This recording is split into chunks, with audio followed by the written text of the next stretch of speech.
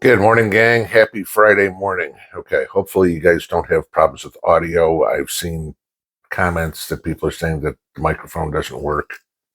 I keep checking the videos and the microphone's fine, so, but I don't know. Okay. It's Friday, and we all know what happens on Friday. This is where stuff has a tendency to get buried late in the day, so nobody pays attention to it.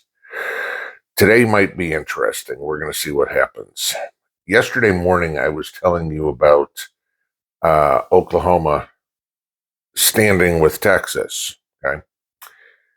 Yeah, the plot thickened a lot yesterday when 25 governors, all Republicans, stated that they also stand with Texas in regards to this border invasion.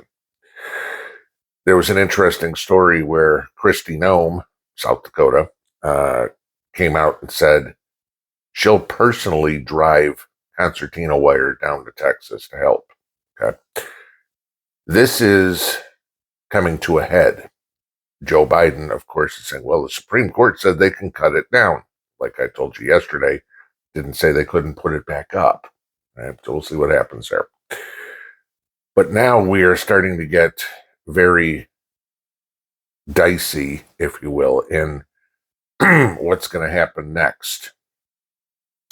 There were calls yesterday by the Democrats, some congressmen, for Joe Biden to federalize the Texas National Guard. Okay. To take the authorization, the control, the leadership away from Governor Abbott and give it to Joe Biden. Now I'm going to give you this.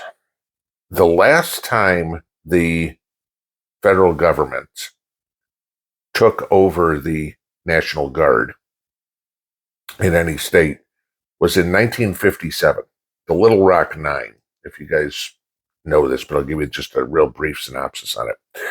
This was desegregating schools. Okay, the Little Rock Nine were 9 black students that enrolled in a historically white high school. And of course, the Arkansas governor there said this isn't going to happen. There was a bunch of protests, and the Arkansas governor sent the National Guard to this high school to assist the protesters in keeping the black students out of the school. Dwight D. Eisenhower, who was the president, took control of the National Guard and said, this ain't happening, and then used the National Guard to help integrate the black students into the school. It still turned out to be a mess and everything like that. It's not like everybody went, oh, okay, you know what, my racial tendencies or racist tendencies are going to disappear. All right, that didn't happen. But again, this was 1957. We are almost 70 years later. Now, granted, you can say, well, we've had federal control over the National Guard, sending them to Iraq or, whatever. Okay. And I agree. But federalizing National Guard troops on U.S. soil hasn't been done in nearly 70 years. It's always been controlled by the states.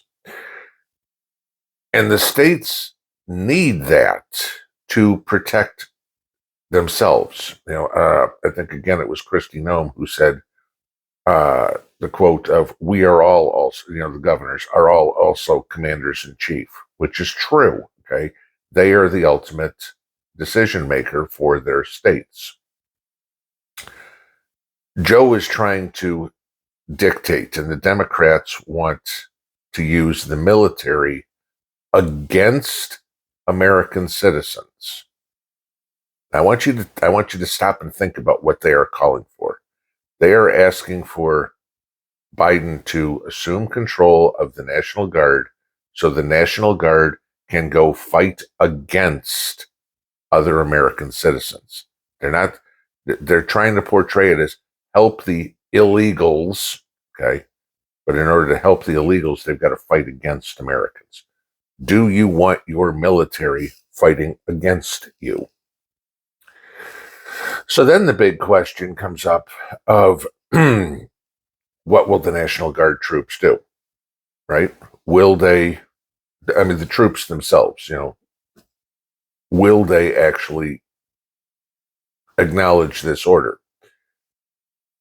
Now, I'm going to give you this for just military knowledge here, because, you hear all the time of I was just following orders, that excuse. How many times have we heard that in many ways?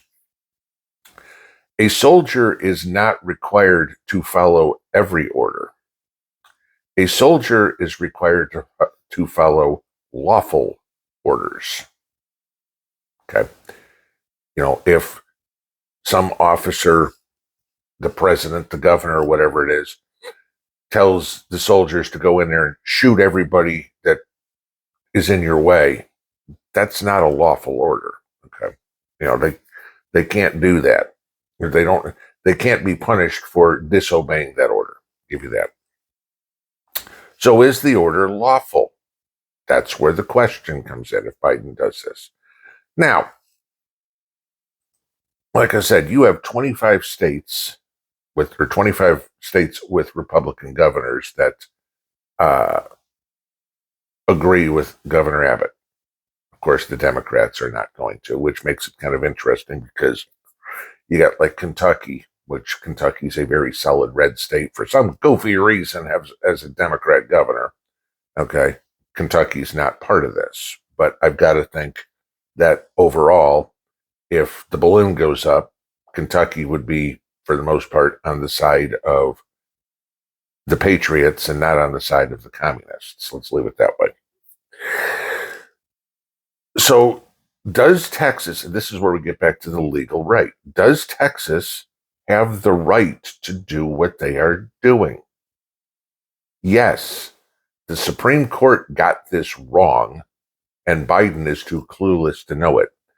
Article 1, Section 10, Clause 3 of the Constitution states this: no state shall, without the consent of Congress, lay any duty of tonnage, keep troops or ships of war in time of peace, enter into any agreement or compact with another state or with a foreign power, or engage in war unless actually invaded. So that, or engage in war, no state shall engage in war unless actually invaded. Now,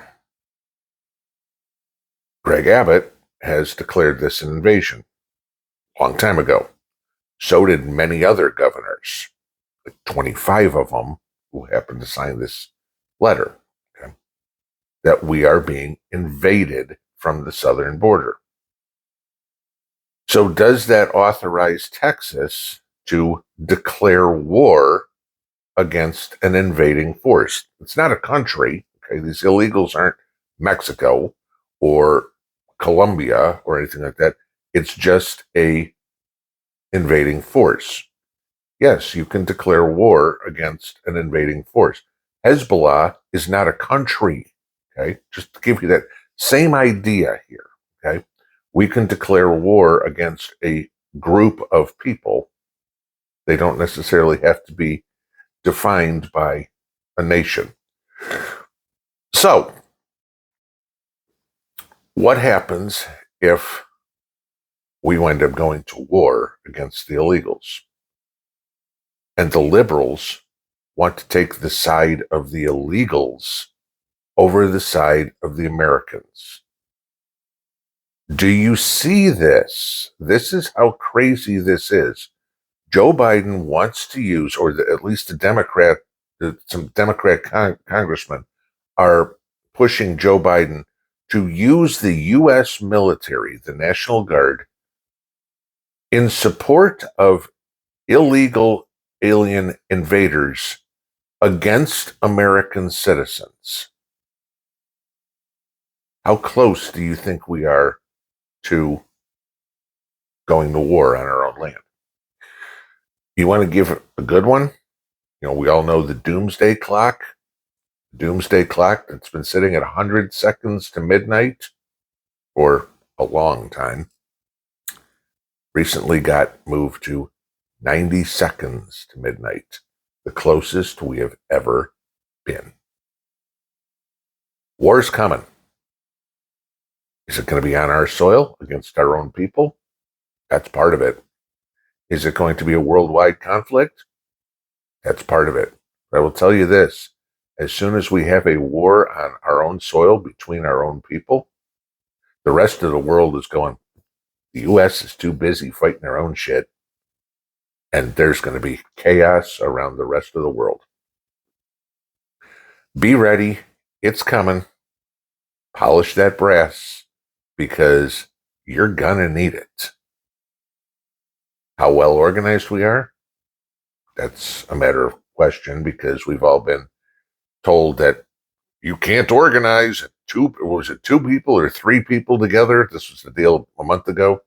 If they're organizing, the FBI is going to come arrest them. Okay, so we're not allowed to organize. But now the military, the Democrats want to use the military against the citizenry. That is tyrannical. And that is the current policy of the DNC. That should scare the shit out of you. Pinball out.